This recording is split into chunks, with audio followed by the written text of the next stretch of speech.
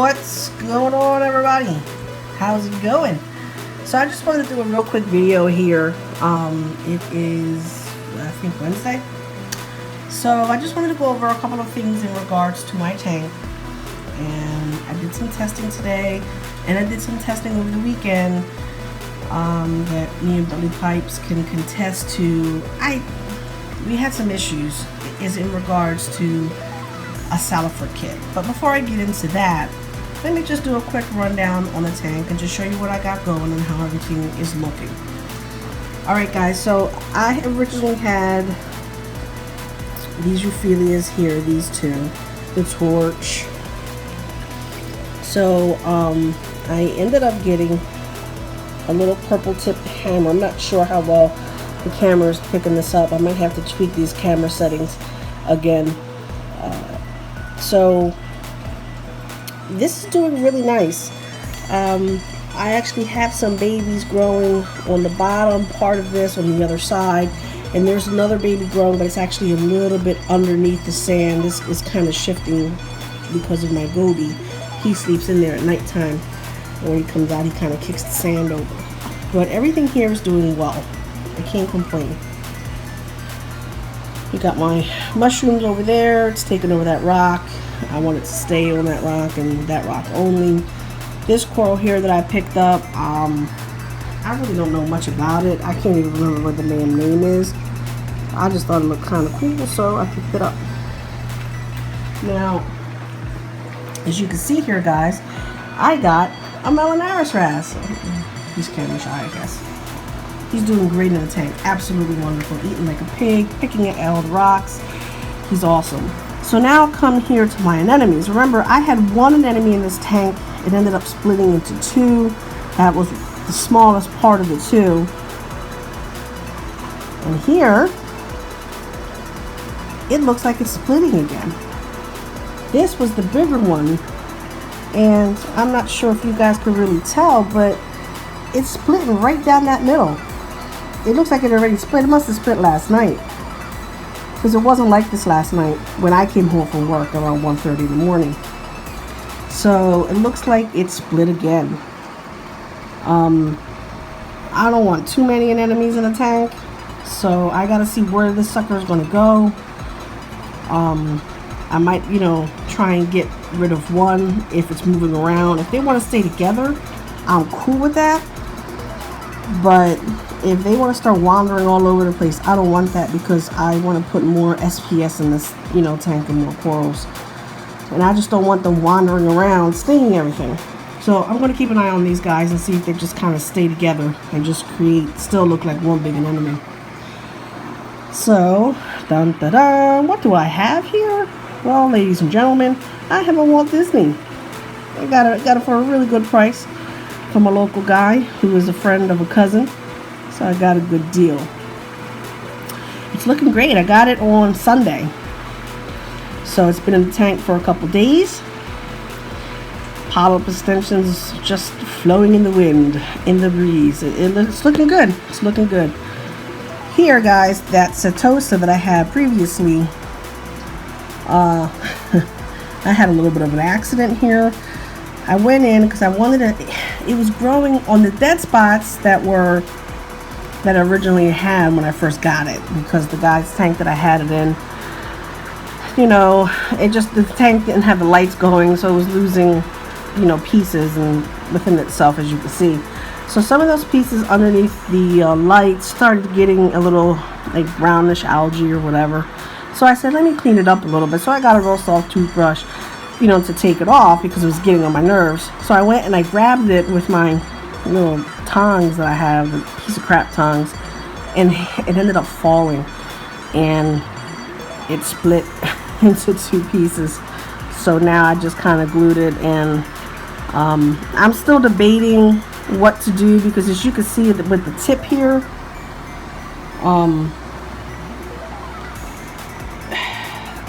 that tip, it's just growing fuzziness on it, and it's getting on my nerves. I want to go in there and clean it off a little bit. I don't know if I should just chop it off or if it's going to be the same thing. I don't know if you guys have any comments on that. Let me know. Should I just leave it alone? It'll grow, whatever. So here's the Amante cap that was on the top. I didn't have it glued down, so it's here. I don't know if you can really tell or not, but the edges, you know, they are starting to grow there. So I got to figure out a spot where I want that piece at. Maybe I need to put that piece and glue it back up here with the other Amante. The same piece that it was one big piece and it just broke up into pieces. As you can see, I'm getting growth on that, which is good. And I'm trying to think, the little red spots on the bottom is the growth from the old Amante that I had there that's trying to come back. I can hope and wish, right? So here's the bird's nest, and it's doing well. I got pollock extension, as you can see. Here I got a rainbow Millie. It's looking nice. Look at the little hair. She's just flying everywhere and it's looking happy. I can't complain. And here I have my zoes and all this good stuff. So everything's good. I still like to get a couple zoes just for those two, you know, rocks, so they can just overtake that hole. And that's pretty much all I want to do with the zoes over there. Okay.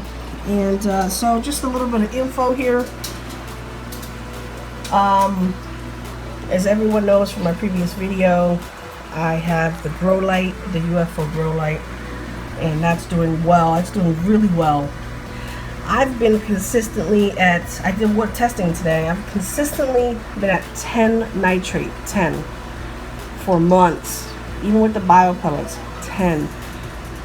Friday, the last Friday that just passed was a week, so it's been a week and a few days as of today. I tested and I came up with 0.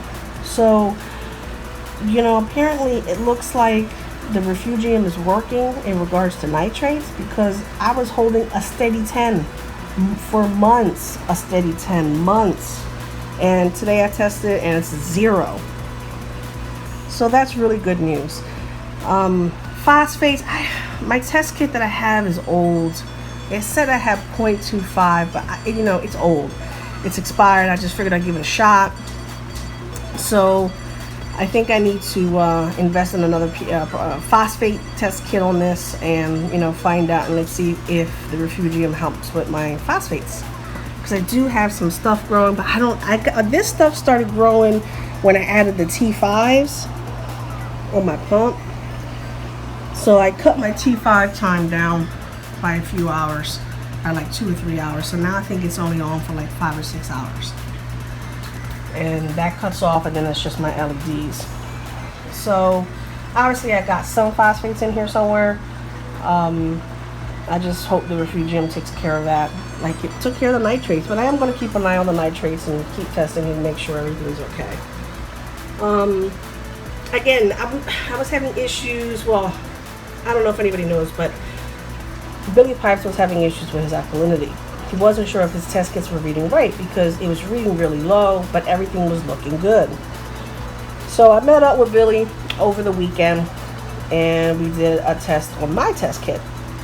And my test kit showed something completely different than what his test kit showed. But then after he left me, he went and went over with a couple other people, Scott and a few other places, and tested his water, and it came out lower. So now it looks like my test kit is off, because it gave the bigger difference number wise. So now I'm like, shit, is it my fucking test kit? So now I don't know whether to get another Salifert test kit, what's going on with that. I'm like up in arms. I just did another water test. It is lower than what before. It was coming up as 8.5, and now it's coming up at like 8.1 since the weekend.